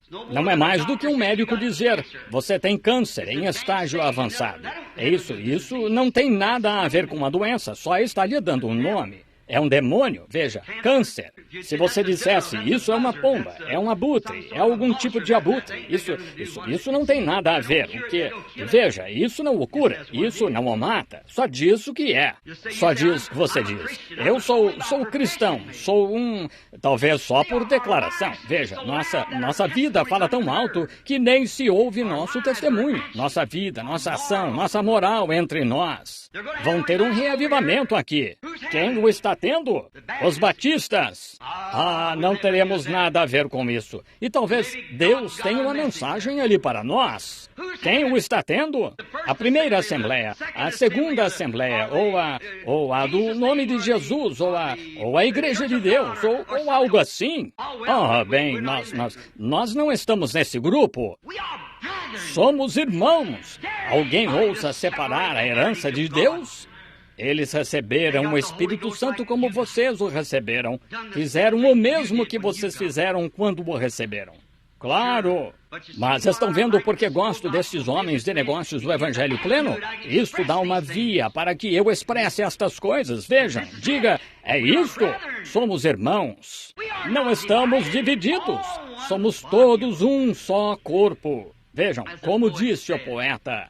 Agora, essa portinha da minha própria vida privada agora, muito bem. Serei membro de sua igreja, unir-me-ei aos homens de negócios do Evangelho pleno. Mas agora, não vá me dizer que tenho de receber este Espírito Santo e agir assim, está vendo? É essa própria vida privada, está vendo? Você nunca estará sob o senhorio de Jesus fazendo isso. Ele dará meia volta e sairá pela porta. O que você faria num caso desse, se você fosse a uma casa e dissessem, fique aqui junto à porta? Exponha seu assunto. Bem, você diria, obrigado. Se afastaria da porta. Jesus também, claro. É por isso que a igreja é deixada sentada fria, veja como está. Não deixem que os homens de negócios do Evangelho pleno cheguem a esse estágio. Quando ouvir uma mensagem e ouvir uma batida à porta, abra e diga, Senhor, de que se trata tudo isto? Quando vir um homem, temos muitos imitadores. Mas quando vir um genuíno, que significa um imitador? Que significa um dólar falso? Quando você pega um dólar que é falso, significa que foi feito de um verdadeiro. Tem de haver um verdadeiro para torná-lo falso.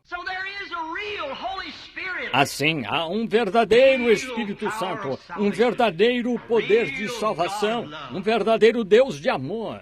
Sim, não receba nada a menos. Não, Senhor, não faça isso. Muito bem, essa porta privada, terei de me apressar por estas portas. Há uma portinha do orgulho também. Que coisa, essa é ruim. Melhor não ficarmos muito tempo nessa porta. Mas você quer se pôr nessa porta própria e dizer... Agora, não vá me dizer nada. Está vendo? Ora, tenho meu próprio orgulho, claro, mas não deveria fazê-lo. Preguei aqui não faz muito sobre o cordeiro e a pomba. E o cordeiro, veja, uma ovelha não produz nada além de lã. É o que ela produz, e ela cede seus direitos. Pode-se pegar uma ovelha e virá-la de barriga para cima e colocar a perna nela assim e tosquiá-la toda. Ela ficará ali. Ela cede seus direitos. Afinal de contas, ela produziu a lã. Pertence a ela, mas ela a cede. Quando você diz a um homem que ele tem de nascer de novo, tem de ser limpo de uma vida de pecado, que ele tem de parar com sua mentira, roubo, trapaça e proselitismo e comportamento indevido, rapaz, alguns deles estouram como um balão. Agora, vejam, isso é um bode. Vejam, ele fará um alvoroço, mas um verdadeiro cordeiro cederá seu direito. Certa vez eu disse às nossas senhoras sobre... Não que eu seja contra as senhoras, são nossas irmãs, mas sou zeloso desta igreja. Quando vejo o mundanismo, como Sodoma, entrando nela, então tenho de clamar contra isto. Há algo por dentro que meu coração sangra e eu clamo. Não siga a moda de Marilyn Monroe ou de alguma dessas mulheres ali. Faça como Sara da Bíblia. Está vendo? Não tente ser o senhor fulano de tal ou outro, correr pela plataforma e se comportar indevidamente, e tentar se vestir como um granfino e formal e com esmero. Não, temos exibicionismo de Hollywood demais no Pentecostes. Isso mesmo, precisamos do Espírito Santo. Agora, vocês podem não me amar, podem não querer que eu volte, mas esta é uma oportunidade de falar a verdade. E esta é a verdade. Experimentem, vejam se não é assim. Uma senhora disse, é meu próprio privilégio americano. Eu disse, mas a senhora o cederá.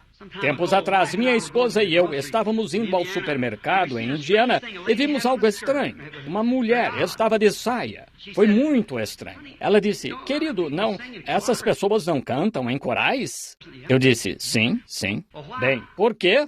Eu disse, bem, veja, querida, elas não são do nosso reino. Eu disse, do nosso reino. Eu disse, não.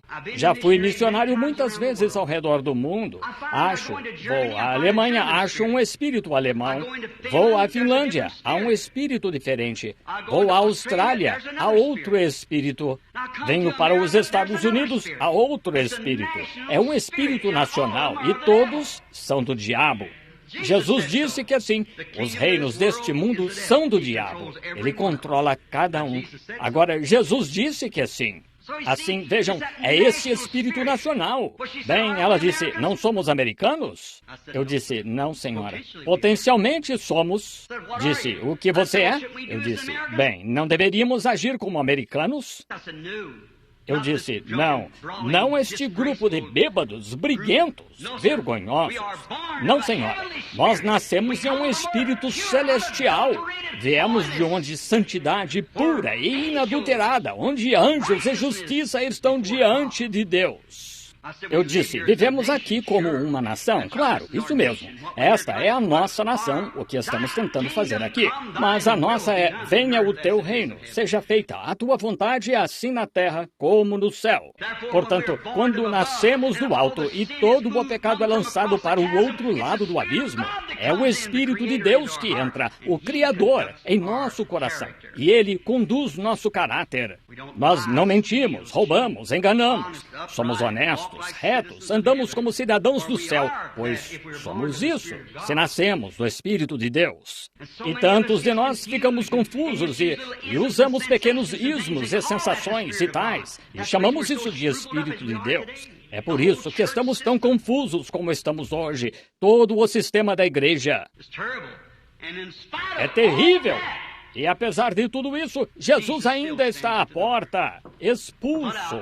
Todavia, mais uma porta que eu gostaria de abrir, a porta da fé. Então encerrarei. Tenho umas 12 anotadas aqui, mas vou omiti-las. A porta da fé. Você diz, poderia vir aos homens de negócios do Evangelho Pleno? O quê? O Evangelho Pleno. Isso é contra a minha fé. Há somente uma fé. Isso mesmo. Uma só fé, um só Senhor, um só batismo. Isso mesmo. Ora, é contra a minha fé. Talvez você não queira que Jesus fique naquela porta da sua fé. Você tem sua fé edificada sobre o credo de alguma igreja, alguma denominação. E é aí onde sua fé está fechada para si mesma numa sala. E você não deixa Jesus vir, que é a palavra. No princípio era o verbo, disse São João 1. No princípio era o verbo, e o verbo estava com Deus, e o verbo era Deus. E o verbo se fez carne e habitou entre nós. Ele é a palavra eterna. E você, sua fé, que diz que os dias dos milagres já passaram. E não existe isso de falar em línguas e profetizar e essa bobagem que a igreja ou os pentecostais falam hoje. Não existe nada disso. Talvez você tenha guardado algum credo na porta da sua fé. Se você abrisse essa porta e deixasse a palavra de Deus entrar para ser seu Senhor, dissesse, não importa o que o credo diga. Se a Bíblia diz assim, tu és meu Senhor. Você tem de nascer de novo. E quando nasce de novo, então tem de ser cheio do Espírito Santo. Não importa qual seja o credo, o que seja, nada disto. Você diz, bem, creio que Jesus é o Filho de Deus. O diabo crê na mesma coisa. Você tem de nascer de novo. Todos estão com medo desse novo nascimento. Sei que você diz que tem um novo nascimento, mas acho que às vezes nossa vida fala tão alto que não se ouve o nosso testemunho. Está vendo? Um nascimento é lambuzado, não importa onde seja. Desculpem esta expressão, mas se o nascimento é num chiqueiro, é lambuzado. Se é num estábulo de vacas, é lambuzado. Se é num quarto de hospital, é lambuzado. E se é no altar, é lambuzado. Ele irá fazê-lo apodrecer em seu próprio pensamento. Irá fazê-lo jogar fora tudo que é coisas que outrora você estimava. De coração, você largará delas para permitir aquela suave batidinha na porta. Não importa se é uma missão na esquina. Nós aqui cremos em grandes coisas. Nós, americanos, queremos grandes chapéus e grandes automóveis e grandes denominações, mais no credo e mais na denominação. Tudo o que queremos são coisas grandes e Deus está atrás de vozes mansas e delicadas. Muito clamor e barulho é o que nós queremos. Um fazendeiro, certa vez, pegou uma carroça e saiu para o campo. E quando o fez, ela batia e sacudia e fazia muito barulho. Quando voltou, ele passou pelos mesmos solavancos e ela nem se moveu. Estava carregada de coisas boas. Nós queremos o credo. Nossa denominação é a maior. Temos isto. Glória a Deus. Superamos este grupo aqui. Superamos este grupo aqui em pagar dinheiro e dar estrelas e tudo mais. Quanto a quem entrará mais para a igreja, nada contra, está bem. Mas o que estou tentando dizer é que ainda não é isso. Tudo bem levar pessoas para a igreja, sim. Mas Jesus disse, quando um homem saiu e fez prosélito e trouxe disse o que ele se tornou? Um filho do inferno 2 vezes mais do que quando começou. Nós ouvimos nos programas de Billy Graham o que nada a dizer contra este grande evangelista. Claro que não. Ele é um homem de Deus e Deus o está usando. Mas onde ele está? Lá em Sodoma. Lembram-se do tipo? Houve 2 anjos que desceram a Sodoma. Um tipo que Jesus disse que seria o mesmo em sua vinda. Mas um ficou com Abraão, a igreja eleita, chamada a sair. Vejam o que os 2 anjos fizeram. Então você entende a mensagem. Não é estranho sobre esses 2 mensageiros? Justo o que Deus disse nos últimos dias, nunca houve um homem lá naquele campo, de todos os dias de Moody, Sankey, Finney, Knox, Calvino, o tempo todo. Nunca houve um que tivesse um nome terminado em H-A-M. G-R-A-H-A-M. Até este dia. Estão vendo o mensageiro, a igreja formal? Vejam, Pai de Nações. Agora, a igreja espiritual não estava lá no princípio. Pentecostal, tipificado. Vejam aquele mensageiro ir a essa igreja. Ele se sentou e conversou com Abraão. Disse, onde está tua mulher, Sara? E o chamou de Abraão, sendo que seu nome era Abrão. Disse, onde está tua mulher, Sara? O nome dela era S-A-R-A-I. Agora é S-A-R-A. Ele chamou de S-A-R-A. Disse, ele está na tenda atrás de ti. Atrás de ti. Ele disse, eu, pronome pessoal, vou visitar-te por este tempo da vida. E Sara, ele disse, por que se riu Sara quando eu disse isso? Aí está. Por que seria isso? Temos de ter um espírito assim a visitar a igreja, um espírito profético, um espírito de discernimento. E quando chega, as pessoas o recusam. Por quê? É uma laodiceia. Estamos tão documentados com credos e tais que não conseguimos aceitá-lo. Isso mesmo. Estão vendo? Estou à porta e bato. Se alguém ouvir a minha voz... A minha fé não aceita essas coisas. Então você tem a fé errada. A fé, sabe, a verdadeira e genuína fé de Deus pontuará toda a promessa de Deus com um amém. Um genuíno Espírito Santo. Porque o Espírito Santo escreveu a Bíblia. Ela diz que sim. Homens de outrora, inspirados pelo Espírito Santo, escreveram a Bíblia. Está vendo? Então, como poderia o Espírito Santo estar em você e negá-la? Não pode fazê-lo. Aparências de piedade, o profeta disse, e negaria a eficácia dela para libertar homens e mulheres do pecado e coisas do mundo. Deus tenha misericórdia de nós. Oh, se você tem alguma fé religiosa que nega a palavra de Deus, afaste-se dela. Que a palavra de Deus esteja certa. Sim, Senhor. Note, ele disse, não sabes que és nu, miserável, pobre, desgraçado e cego? E não o sabes. Aí está a parte triste. Agora vamos encerrar. Quero que entendam isso. Não o sabes.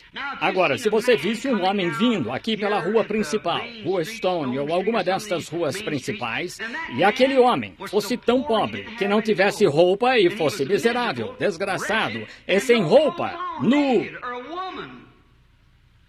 ou uma mulher toda nua e cega, e não soubesse. Agora, se ela soubesse, ou ele soubesse, tentariam achar algum lugar em que entrar, conseguir umas roupas. Mas quando não sabem, então se você vai tentar lhes dizer e eles dizem, cuide da sua vida. Agora, foi exatamente o que Jesus Cristo disse que a igreja pentecostal seria nos últimos dias.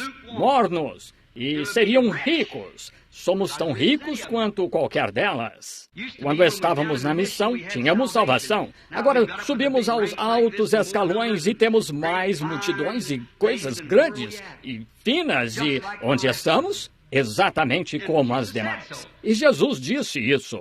Mas em meio a tudo isso, ele continua a bater.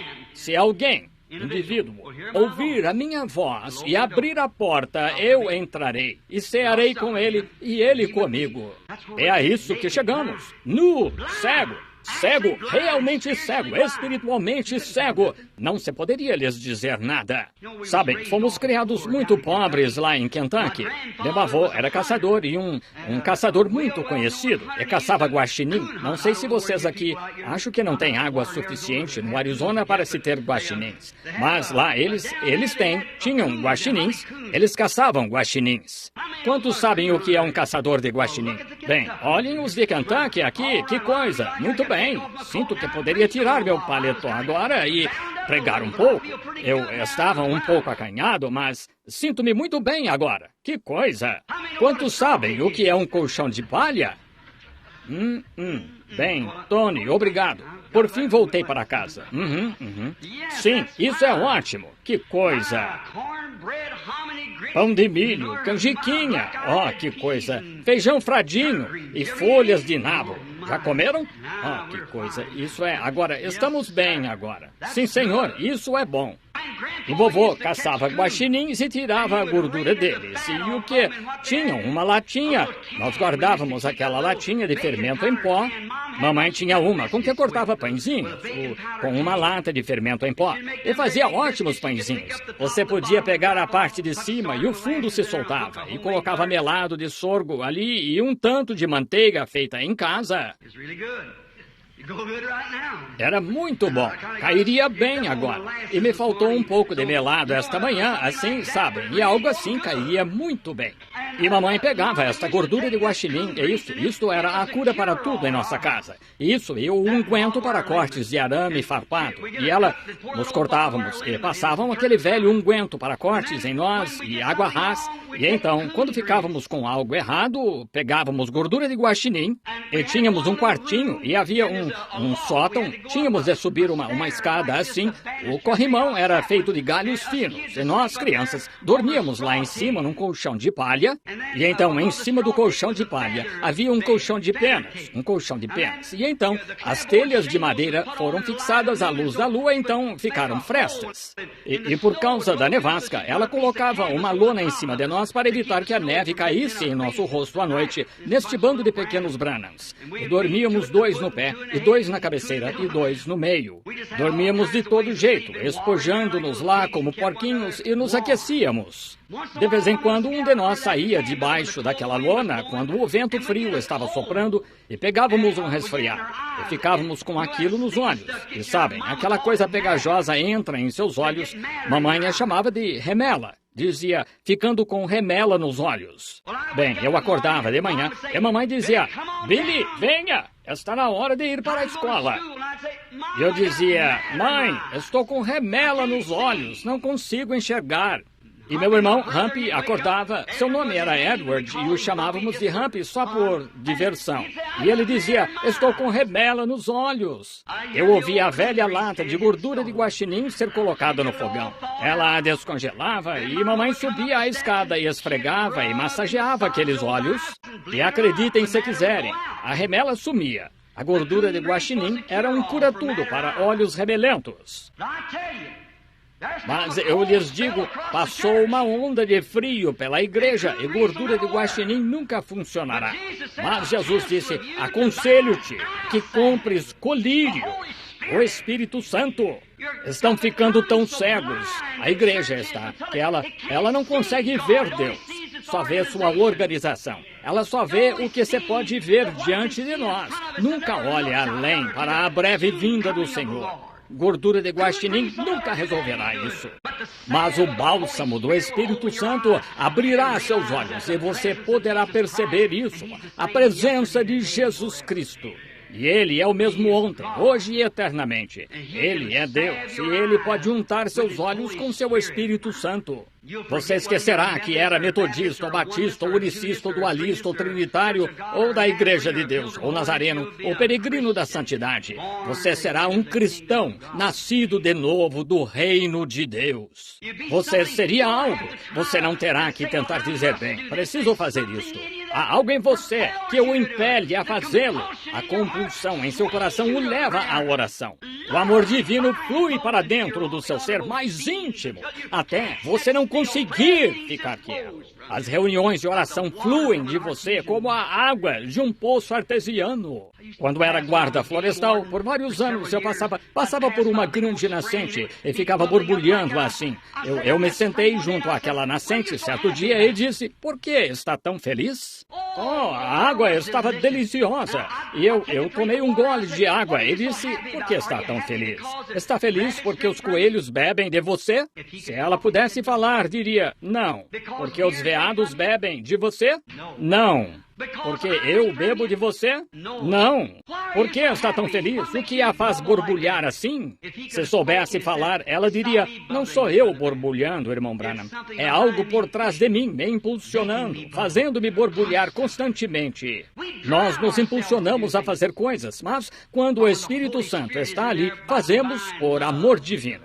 Para mim, o viver é Cristo e o morrer é ganho, disse Paulo. Claro. Agora deixe o bálsamo da unção dele vir aos seus olhos. Para encerrar, não é minha intenção segurá-los aqui até ficarem tão cansados. Sendo minha primeira vez ou segunda vez com vocês, perdoem-me se demorei demais. Deixem-me encerrar então dizendo isto. Lá no sul, tínhamos um velho irmão pentecostal de cor que era mesmo um verdadeiro servo de Cristo. Havia certa irmã negra que ia à igreja e ela era cheia do Espírito Santo. E que grande caráter tinha. E ela tinha um marido, ele era um bom sujeito. Seu nome era, eles o chamavam de Gabriel. E nós o chamávamos de Gabe para abreviar. E assim, nunca conseguimos fazê-lo se alinhar com a igreja. Ele não queria mesmo ir à igreja. Ele dizia que, e os rapazes no bilhar que ele frequentava diziam que aquele era um bando de santos roladores e que não estavam com nada. E a única coisa que Gabe tinha de fazer era, no domingo de manhã, pegar seu taco de sinuca e ir ao salão de sinuca ou algo assim e sair por aí com os rapazes. Mas sua esposa era uma verdadeira santa devota. Ela ia à igreja e orava e pedia ao pastor e a todos que orassem por Gabe, pois realmente, no fundo do coração, ele era um bom homem. E tinha um pequeno negócio lá, pequeno, na esquina, um ponto de engraxate. Ele engraxava sapatos e ganhava dinheiro suficiente para jogar bilhar. Ora, ele ia e jogava bilhar. Então, ele não queria mesmo se alinhar com o evangelho. E o pastor, o velho Gabe, gostava muito de caçar. Assim, o pastor também era caçador, então pegava Gabe e iam caçar.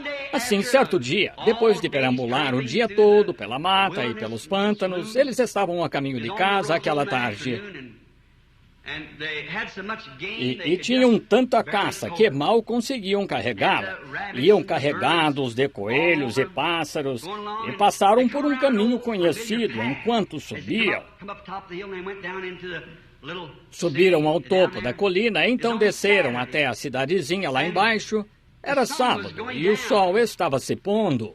E aconteceu do pastor olhar em volta. Ele não tinha ouvido o velho Gabe dizer nada por um tempo. E olhou em volta. E Gabe estava olhando por cima dos ombros em direção ao sol se pondo, enquanto cruzava o horizonte ocidental.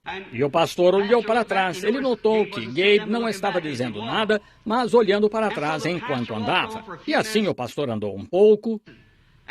E após um tempo, uma grande mão negra tocou seu ombro. E quando ele se virou surpreso, o velho Gabe o estava encarando.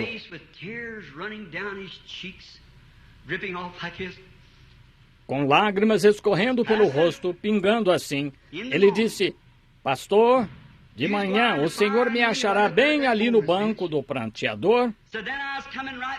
Disse: "Então sairei dali e me sentarei ao lado de minha fiel esposa. E então ficarei naquela igreja até que Deus me chame para o lar." E claro, o pastor se virou surpreso. Ele disse: "Gabe, eu quis e esperei e almejei e orei por isto por anos." Ele disse: "Gabe, ficou resolvido?" Ele disse: "Sim, pastor, está resolvido. Mas também quero esse Espírito Santo. Eu subirei ao banco dos pranteadores de manhã e vou recebê-lo ou morrer ali mesmo." Disse: "Gabe, eu prezo isso." Disse: "Mas quero lhe perguntar uma coisa, Gabe. Que sermão eu preguei que o inspirou a fazer isso? Gostaria de saber que sermão eu preguei, sobre o que preguei. Ou que hino o coral cantou que o inspirou a tomar esta grande decisão, Gabe." E o velho negro olhou para o pastor e disse: "Pastor," disse, "gostei muito de cada sermão que o senhor pregou." Disse: eu gostei de tudo o que disse, pastor." Ele disse: "E gostei de cada belo hino que o coral cantou." Mas disse: "Pastor, não foi isso." Ele disse: "Sabe, estava olhando para aquele sol se pondo lá. Sabia que o meu e o seu sol também estão se pondo? A luz do nosso corpo está partindo?" E é verdade. É verdade aqui esta manhã, homens. O sol está se pondo em sua vida e na minha. E está se pondo no tempo, na civilização. Ela está acabada. E ele está à porta, batendo, anelando, esperando. Aquela batidinha, algo no fundo do seu coração que diz: "Sou eu, abra agora." É ele. Gabe tinha ouvido aquilo e deu meia volta. Ele disse outra coisa. "Pastor," disse, "sabe que atiro mal." Disse: "Eu não conseguia acertar em nada." O irmão sabe que não. E olhe só a caça aqui, o suficiente para mim e minha esposa pela semana que vem inteira. Ele disse: "Sabe, não consigo acertar em nada." Mas, disse, "ele me deu." Disse: "Aconteceu de eu pensar, ele deve me amar, ou não seria tão bom para mim." Já se deram conta disso? Hoje, na Índia, as criancinhas, eu sei, deitadas na rua e com as barriguinhas inchadas, suas gengivinhas assim, morrendo de fome. Mamãe implorando para levarem este e há milhares mais. De tarde, eles passam e os recolhem em macas e coisas tais e os levam a um lugar aquecido e os jogam lá dentro. Não há João 14. Comem qualquer coisa, grama do chão, casca de árvore ou qualquer coisa que possam. Nós jogamos em nossas latas de lixo o suficiente para alimentá-los. Nós nos sentamos aqui esta manhã pagando cerca de $1,50 por um bocado de comida aqui e temos boas roupas, dirigimos um bom automóvel, moramos numa casa agradável. Vocês, homens de negócios aqui, seus negócios estão em alta, como os ouço testemunhar. Deus é bom para vocês, não percebem? Ora, Ele os ama, sabiam? E é por isso que essa batida vem.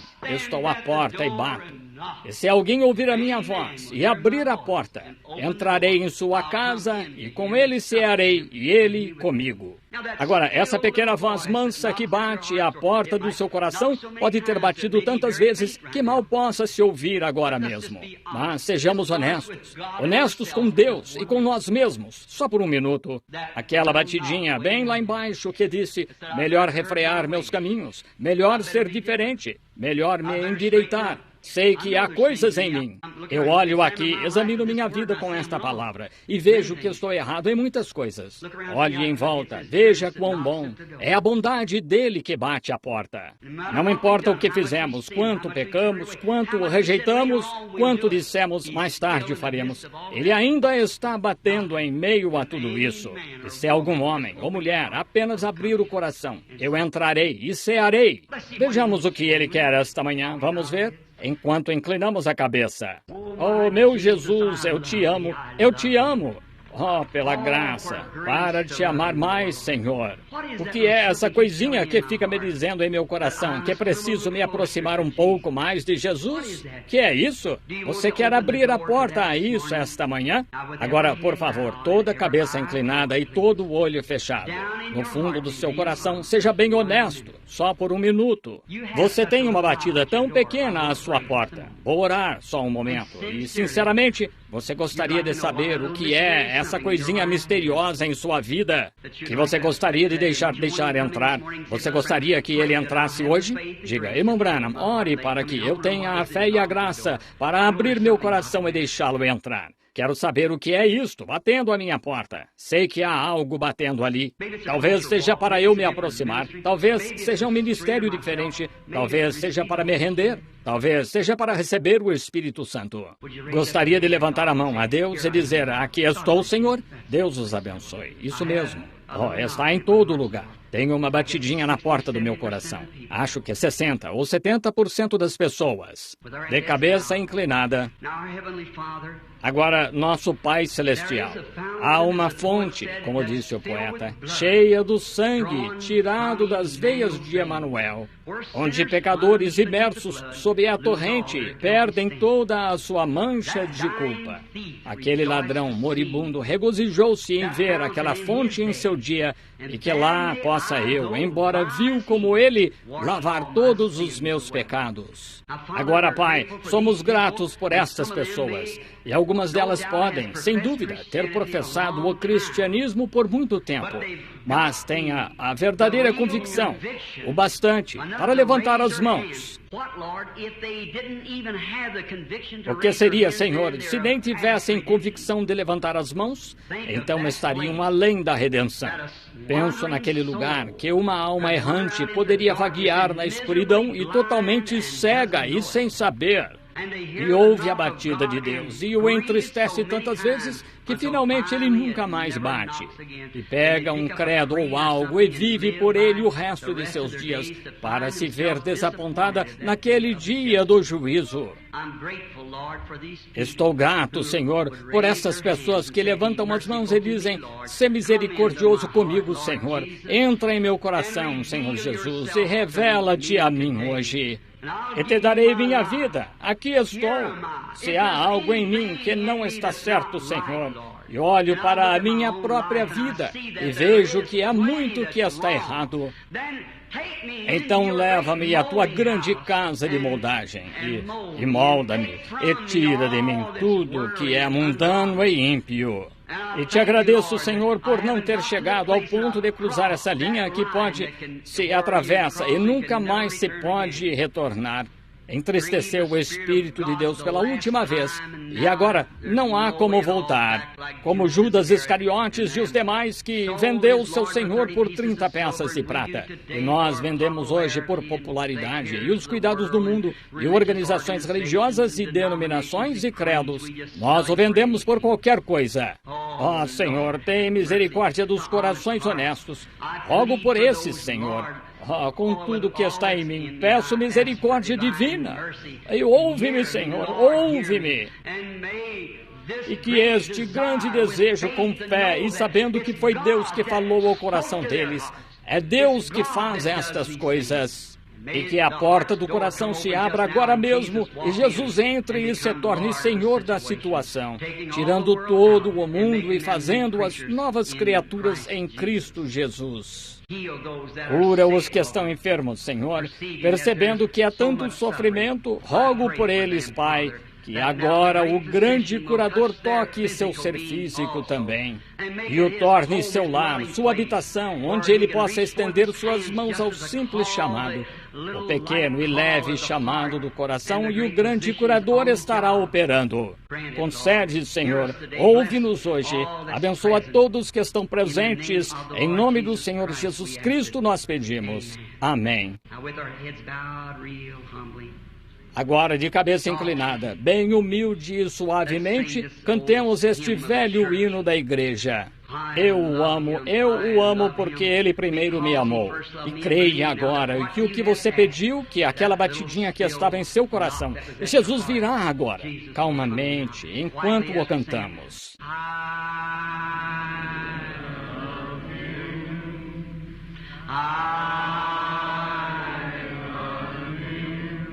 Because he first loved me and purchased my salvation on Calvary's tree. Agora, de cabeça inclinada, você que quer aceitá-lo como Senhor em seu coração. Senhor, tira tudo agora. E a partir desta hora, estou fazendo uma consagração a Ti sobre esta mesa, Senhor, de que me encontrarei de novo contigo naquela grande ceia das bodas. Estou consagrando minha vida a Ti esta manhã. Ajuda-me, meu Senhor. Se ainda não recebi o Espírito Santo, vou buscar até que o verdadeiro Espírito Santo entre e limpe minha vida. Me faça uma nova criatura em Cristo Jesus. Prometo-te hoje, Senhor, enquanto faço uma consagração a Ti sobre esta mesa. Em nome de Cristo, prometo fazê-lo ao erguer as mãos. Agora ergam as mãos e cantem de olhos fechados agora. Você vai se consagrar agora?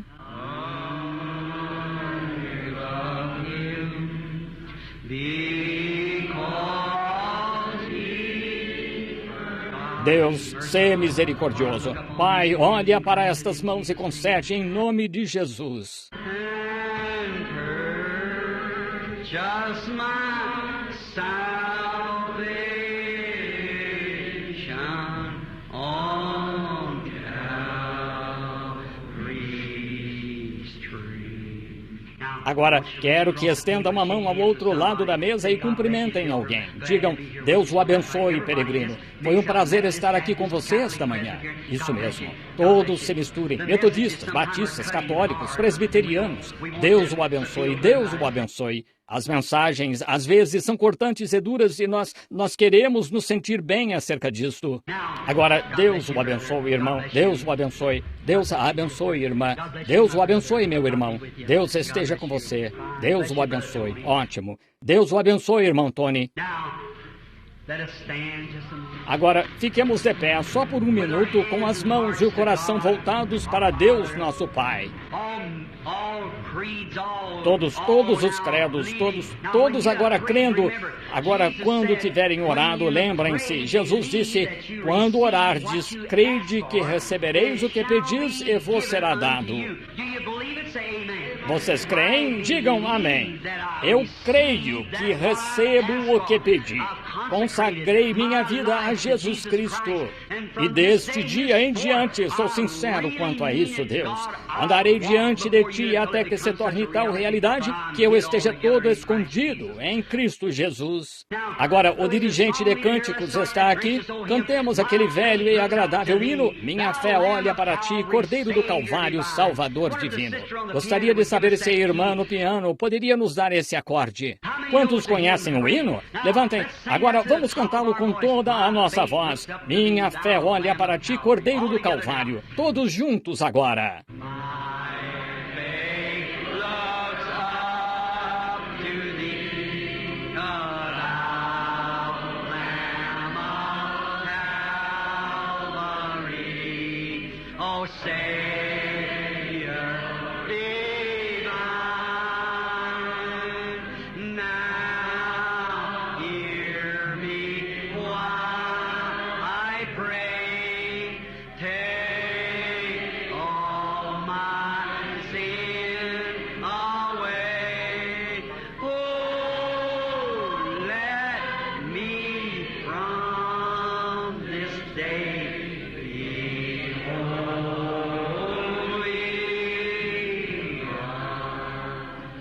Inclinemos a cabeça agora.